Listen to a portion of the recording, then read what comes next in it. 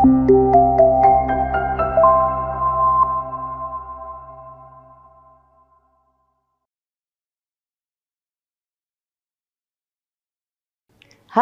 apa kabar semuanya?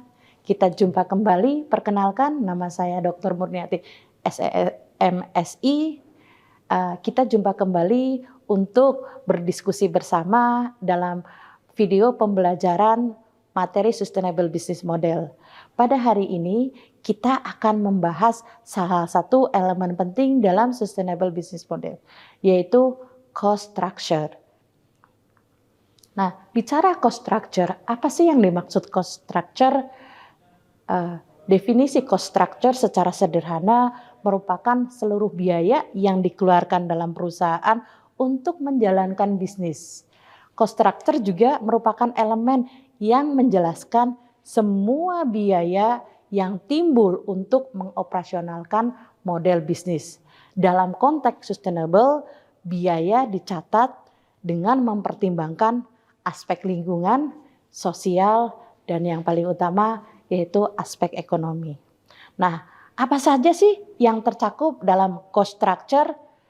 Nah, untuk cost structure mencakup biaya-biaya kunci yang diperlukan untuk pertama, menciptakan value proposition, yang kedua, mendistribusikan produk, dan yang ketiga, mempertahankan hubungan dengan pelanggan, dan yang terakhir adalah cost structure itu merupakan biaya kunci untuk menghasilkan pendapatan.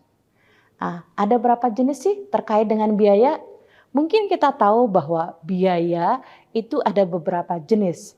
Untuk biaya yang paling utama adalah fixed cost atau biaya tetap. Biaya tetap merupakan biaya yang tidak berubah meskipun volume penjualan atau volume produksi itu meningkat. Contohnya, kalau kita lihat di dalam perusahaan ada yang namanya gaji karyawan tetap. Yang kedua, sewa kantor atau pabrik. Dan yang ketiga, lisensi teknologi. Dan yang keempat yaitu biaya depresiasi. Itu merupakan beberapa contoh yang terjadi biasanya mengenai biaya tetap yang timbul di dalam perusahaan. Sedangkan jenis biaya yang kedua adalah variable cost. Variable cost merupakan biaya yang berubah sesuai dengan tingkat produksi atau aktivitas bisnis. Untuk variable cost atau biaya variabel, contohnya seperti apa sih? Bahan baku. Yang kedua biaya energi berdasarkan pengguna. Dan yang ketiga logistik atau distribusi. Artinya semakin tinggi produksi, maka semakin tinggi juga kita memerlukan bahan baku serta biaya energi untuk menghasilkan produk itu sendiri. Nah, ini adalah beberapa contoh cost structure dalam sustainable business model. Yang pertama adalah penggunaan energi keterbarukan.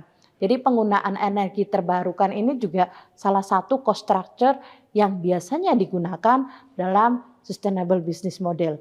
Yang kedua, daur ulang bahan baku.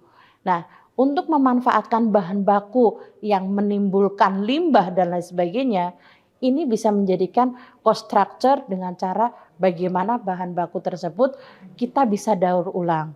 Dan yang ketiga adalah investasi dalam teknologi ramah lingkungan, seperti teknologi-teknologi yang meminimalisir tingkat polusi udara dan lain sebagainya. Dan yang keempat adalah investasi teknologi hijau untuk mengurangi jejak karbon. Dan kelima adalah tak kalah penting untuk bisa mensukseskan bisnis yang sustain, kita juga butuh pelatihan sumber daya manusia. Tujuannya adalah agar setiap manusia atau masyarakat itu sadar akan keberlanjutan atau sustainability. Nah, ada beberapa langkah yang perlu kita lakukan dalam menentukan cost structure. Untuk menentukan cost structure secara efektif, ada beberapa langkah sebagai berikut. Yang pertama, kita harus bisa mengidentifikasi key resource atau sumber daya utama. Jadi sumber daya utama apa aja sih yang mahal? Nah, contohnya adalah teknologi, tenaga ahli, bahan ramah lingkungan, dan lain sebagainya. Key resource atau sumber daya utama kita bisa lakukan dengan cara survei atau memilih supplier yang memang tepat, yang lebih sesuai dengan kebutuhan kita. Yang kedua, langkah kedua adalah menganalisis daripada kegiatan utama kita itu seperti apa saja, atau key activity kita. Aktivitas apa yang paling memakan biaya. Jadi kita harus analisis. Yang misalkan proses produksi atau distribusi. Itu kan sebuah aktivitas yang memang sangat memakan biaya tinggi. Dan yang ketiga adalah pahami revenue stream atau sumber pendapatan. Pastikan bahwa biaya yang dikeluarkan seimbang atau lebih kecil dari pendapatan yang dihasilkan. Dan yang keempat, evaluasi efisiensi dan sustainability. Nah, cara ini adalah untuk mengurangi limbah, menggunakan energi keterbarukan, serta mengganti bahan baku yang lebih ramah lingkungan. Demikian proses pembelajaran pada pagi hari ini. Terima kasih telah mengikuti pembelajaran ini. Terima kasih. Salam.